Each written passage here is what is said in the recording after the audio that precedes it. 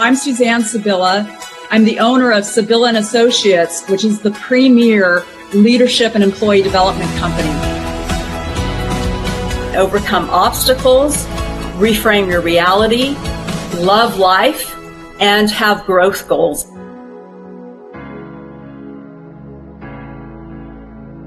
Change and shift your energy. Pivot.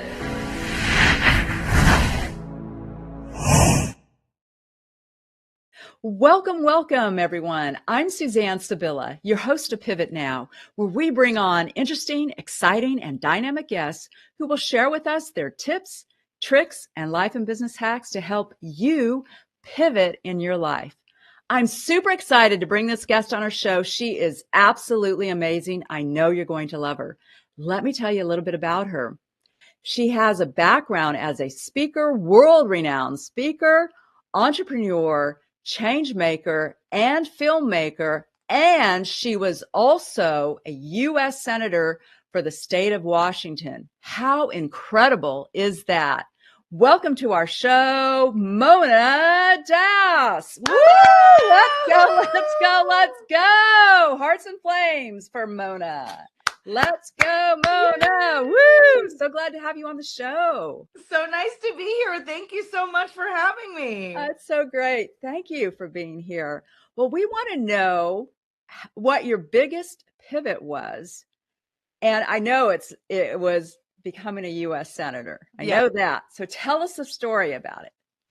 Oh, thank you so much for having me. It's so wonderful to be here and to be connected with your audience. I'm just so excited to share my story about pivoting. And I will say, I'm like the pivot queen. I always say, hey, I'm the pivot queen.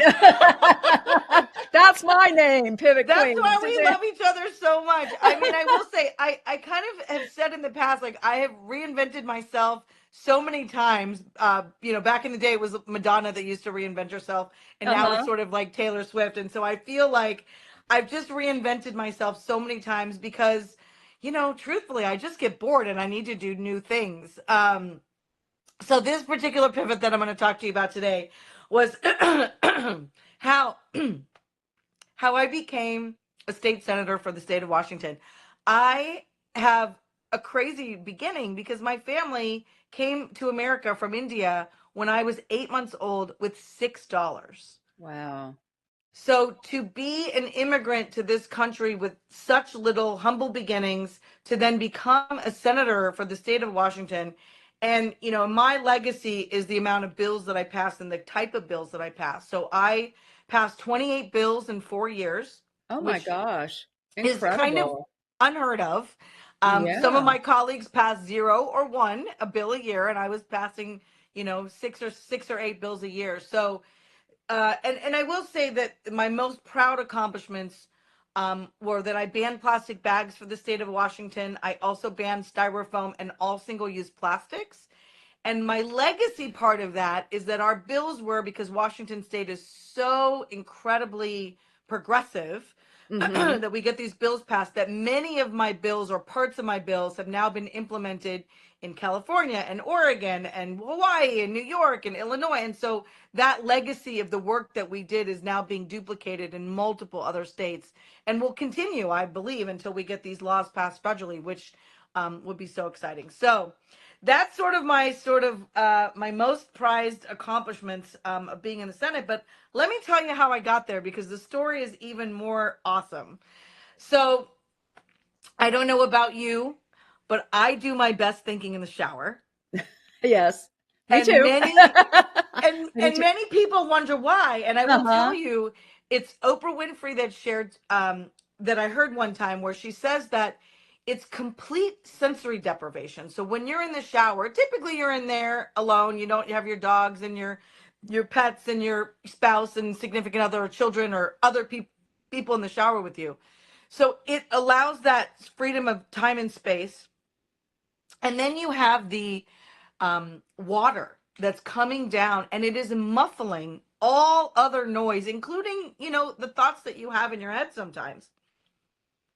And so that idea of that complete sensory deprivation is why many of us do our best thinking in the shower, because it is that time and space that you have to like kind of let your thoughts roam. So this idea came to me in the shower, and I was visiting my brother at the time, and I got out of the shower and I said to him, I'm going to be a senator. Wow. And we just laughed. I was with his girlfriend, now my sister-in-law, and we just laughed because I'm so very classically Indian. Half my family are doctors, the other half are engineers. And so for me to even utter this word that I was going to be a senator was absolutely preposterous and ridiculous and made no sense. But I'll tell you, Suzanne, it's that dream that I had. And I know we have them. I call them BHAGs, big, hairy, Yes. audacious goals. Mm-hmm. And there's those dreams that we put on the shelf because, excuse me, there are those dreams that we put on the shelf because they're absolutely ridiculous. They make no sense for where you are in your time. But to me, it's that North Star. How do I get there? Mm-hmm. Right? And so it's not a dream that I worked on every day. I mean, I put it on the shelf for years. And one day, many years later, I'm walking my dog. And my dog Cleveland actually had more energy than me, believe it or not. And when we would stop, if we would stop for any reason, he would bark and pull on the leash, like, let's go, let's go, let's go.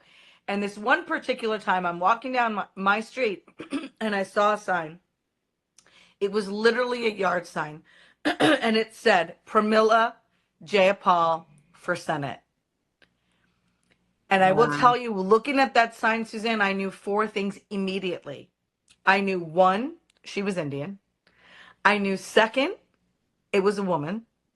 I knew third, that it said Senate. And I knew fourth, and most importantly, I knew in that moment, if she could do it, I could do it. And this is why I believe representation truly matters, because you cannot be it if you do not see it. So true. That And that in gets a flame. That gets a flame. Flame in a and in heart. That's and in yeah. this moment, I Yep. knew that. And that's why Mm-hmm. representation matters. And that's why I speak on, any podcast I'm invited to. Thank you for inviting me to your show, because I want this story to get out there. I want more people to see someone that looks like me as an elected leader, as a politician, because most politicians, let's be clear, look the exact opposite of me. Yeah. And so in that moment, Cleveland is barking and pulling, and I probably was there for maybe 3 minutes, maybe five, maybe it was 30 seconds. I don't know. But I was crying. No, actually, I was bawling because I did not think my dream was possible. That my crazy dream, my BHAG, I didn't even think it was possible until that moment. Mm. And that moment was life changing for me. And now Pramila is obviously, a good friend of mine, and she's actually now a congresswoman in DC, and she's doing really great things, and we've remained friends. But that moment of that representation truly mattering. And I want to tell you the end of this story because it's absolutely so profound and so powerful. I mean, I cannot believe you can't make this up. You just can't make this stuff up. So I get to Olympia. Not only did I run many years later, it wasn't right away. I I found out that there's all these training programs for women to run for office.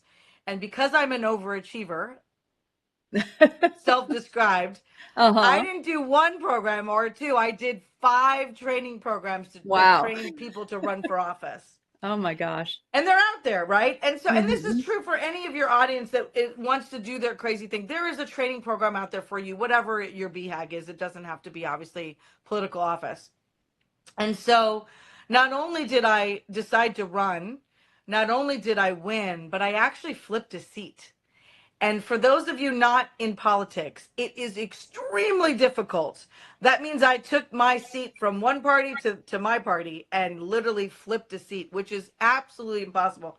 And I didn't get there just trying or just imagining that I did it or manifesting it. I knocked on 8,000 doors personally Wow. to make Wow. that dream happen. My campaign knocked on 30,000 doors. And so that's how you make real change, is like you get out there and meet community. And in my community, it was so important for me because in my community, there was 138 languages spoken in my district, in the school district, and I knew that there are little Monas out there, right? Little tiny Mm. immigrants that came from other countries that also didn't see themselves in political or any kind of leadership. I didn't see myself in any kind of leadership role for years, right? And so that's to me why it's so important for folks like me to get out there and share our stories, because I want to give hope to the next generation, or even my current generation, that they can still live their dream. I mean, I ran for office when I was in my 40s, and many people, don't get into politics until later in life. So it's always possible, whatever your That's dream such a is, no great matter story. I how old you love are. this story. It's such an amazing story and so inspirational and so motivational as well. Thank you. Incredible, incredible. I So mean, the end of yeah. this story is even crazier. So I will Uh-huh. share with you. So because my last name starts with D, there were six new of us, but I got to pick first as I was alphabetically, you know, in the front. So I got to view all the six offices, and I will tell you the funniest thing, we actually picked the smallest office. And the reason is, I was with my chief of staff at the time, and the reason is because our capital in Olympia, which is our state capital, looks very much like the Washington, D.C. Capitol. There's a dome, the House is on the right, the Senate's on the left, and we picked the office that had the view of the dome, because we knew that there were going to be super duper really really hard days, and we wanted to be reminded of that dome, which represented to me all the constituents that voted for me, that sent me to Olympia, and the ones that didn't send me there, even the ones that couldn't vote, because they were immigrants, or they were on the political opposite side. I mean, I was there to represent my entire district, not just my political beliefs, right? So I really really really wanted to see that office. And so here's where it came. So about 2 weeks into our being in our office, somebody came into my office and said, "Oh my gosh, that's so amazing that you're in this office. It's Pramila Jayapal's old office." Oh, wow. Wow. That is amazing. You Oh can't my even gosh. plan this. You That's can't like, my, wow.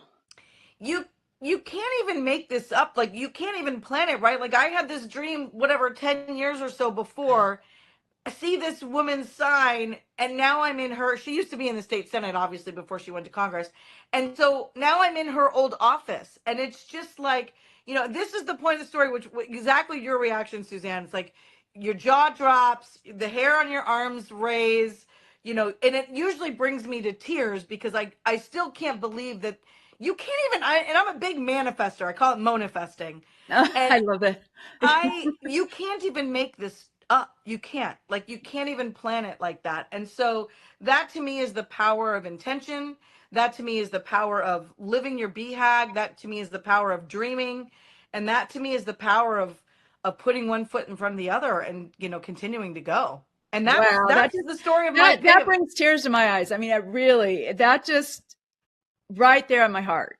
Yeah. I mean, I just feel chills. I Yeah. really do. That is such an amazing story. Thank you. It's so incredible. I mean, I could just see you in that office Yeah. Yeah. when you're describing that. I can imagine you must have been like, oh my God, this is really happening. Like, Yeah. this is Yeah. real. Yeah. Like, Yeah. you're in her Yeah. office and you saw that sign. Amazing. Like you said, you cannot make these You things you up. can't make it up. Well, and the best was when I actually got Wow. to tell her, because she used to do fundraisers for me all the time, and so we were on a Zoom doing a fundraiser. It was during COVID, and I said to her, I was like, "Pramila, you're not going to believe this," and I told her, and I said I was in, and she goes, "You were in Jack 230?" Like, she remembered the exact office number. I'm like, "I'm in Jack 230." She's like, she couldn't believe it either, because you just can't make that stuff up. It's Yeah, really, and the whole story of how you saw the sign, yeah, right? And yeah, that was a sign for you to do what your BHAG, yeah, to live out that dream. yeah, Wow, incredible. yeah. So what advice would you give us, our audience who have a big, a dream out there, a big desire, and want to pivot in their life and are scared or fearful, what Yeah. would you suggest? What would you Well, I will recommend? say this. If you feel it in your heart so deeply that you need to make this pivot, I found my friends and family didn't understand.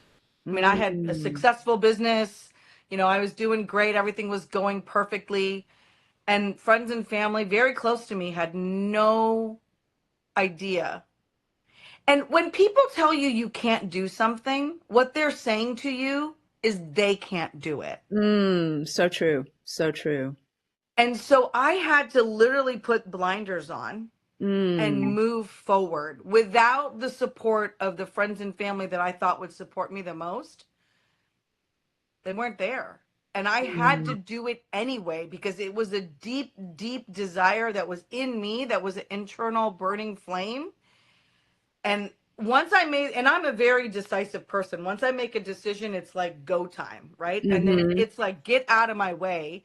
And because I consider myself a super connector, I just started using my network. At that time I didn't have a political network, but I knew one person that was in politics, and I called that person and I said, "Hey, help me." And from there introductions were made, and then it just, so my advice back to your question is you have to believe in yourself. You have Mm-hmm. to decide Mm-hmm. for you if it is that important to you. You have to just block out the naysayers and remember that they can't do what you're about to do. And that doesn't mean anything about what you can do. So true, so true, so true. That's a flame right there, a flame in a heart. So true. It is so true because I mean, so many times we have these, as you said, big, hairy, audacious goals out Yeah, there, and a lot of times it could be our friends, the people that are closest to us, that can be the naysayers, that's right. and it's That's really right. being able to push through that. Yeah. So how do you go about pushing through that? How do you overcome those obstacles? Because there are going to be obstacles and challenges along the way. I How do mean, you overcome those? truly it's one day at a time. It's Mm, one contact or connection at a time. This is what I've learned about American society. We are helpful people. mm-hmm. If you ask someone to help you, they will. And this is one of the I teach candidates I teach people how to fundraise, and nonprofit, anyone how to fundraise. I love raising money. And one of the things that I ask them to say at the end of their, conversation with whoever they're asking money for is, "Can I count on you?" 5 words. Mm, And when you say something like that, people always want to be that person that can be counted on. mm-hmm. And that is asking people for help. And let your ego go. Literally just say, "Can you help me? I am looking for this connection or that contact."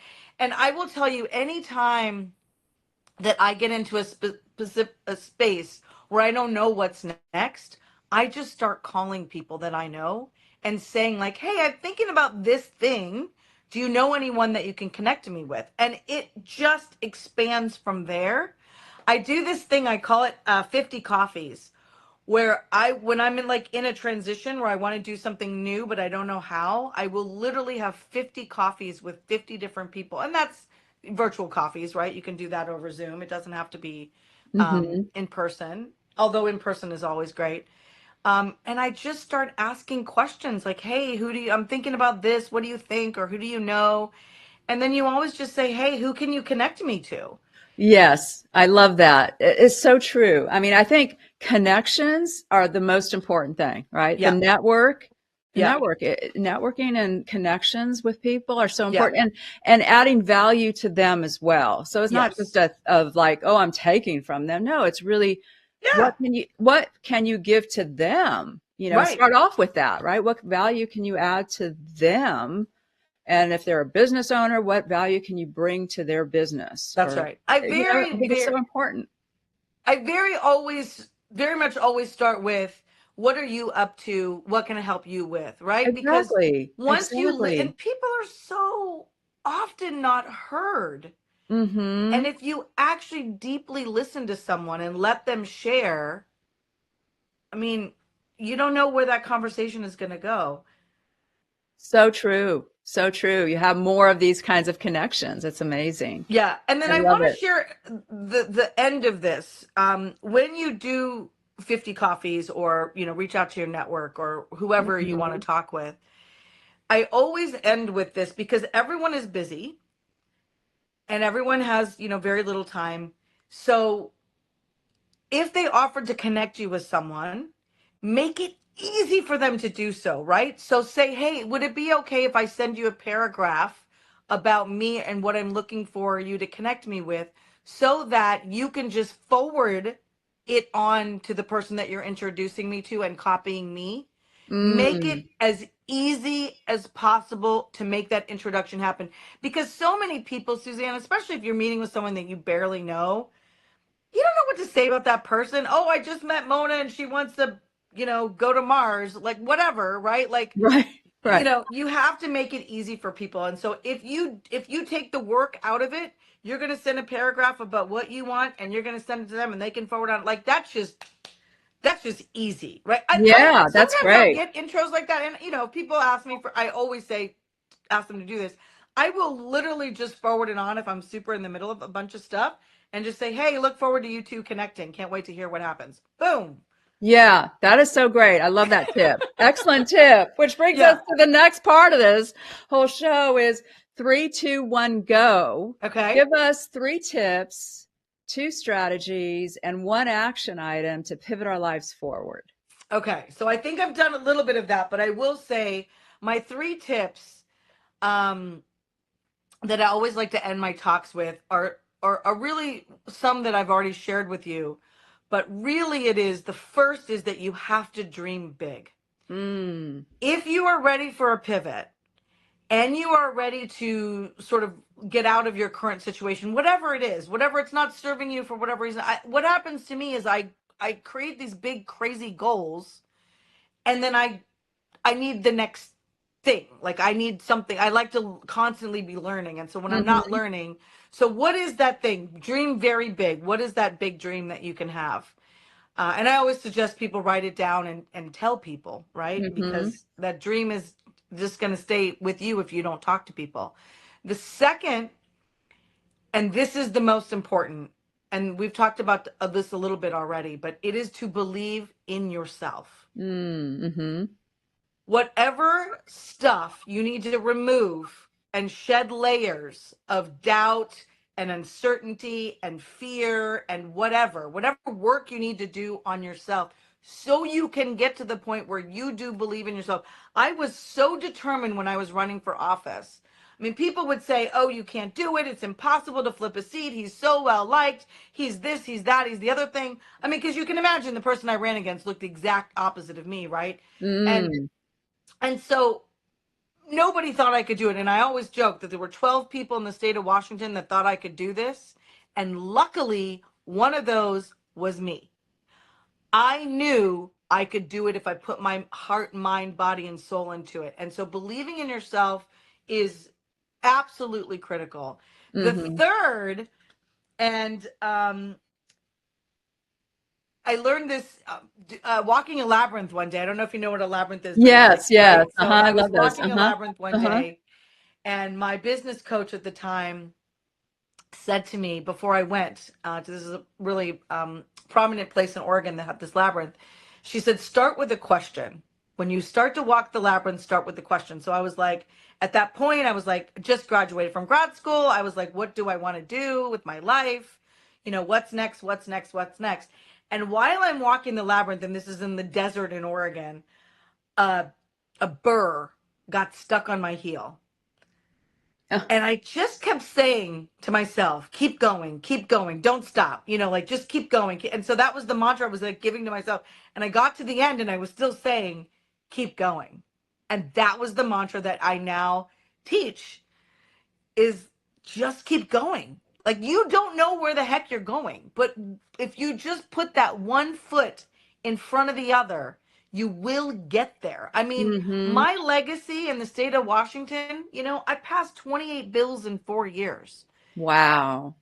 I banned plastic bags, styrofoam, and all single-use plastics for the state of Washington. They call me the single-use plastics warrior for the state of Washington. And my bills, and this is the thing I'm most proud of, Suzanne, is that my bills, my legacy is that parts or whole parts of my bill have now been implemented in California, in Oregon, in Hawaii, in New York, in Illinois, like, and my hope is that it ripples to the rest of the states. And my hope is that it, does these laws become federal laws soon, because that is how we sustain ourselves, by removing, and we all know about microplastics and how bad they are for us now.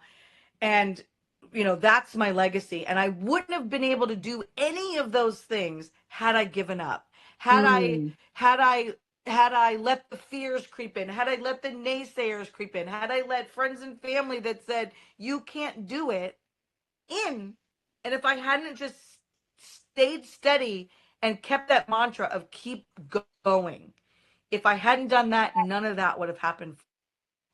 So Wow. So what's the yeah, one those are my action item we three. could, yeah. So what is the one action item we can take to pivot our lives forward? I think my one action item to share today is to tell someone your BHAG. Tell someone your big Mm. crazy audacious dream, because it doesn't serve us when it's in our head and we don't say it out loud, because we have our own self-doubts that come in. And my hope is that everyone that's listening to this today tells one person their big crazy dream, no matter how crazy it sounds. I became a senator because I said it out loud. Cool. I love it. I love it. I love it. Yay. Let's go. Let's go. Woo, woo, woo.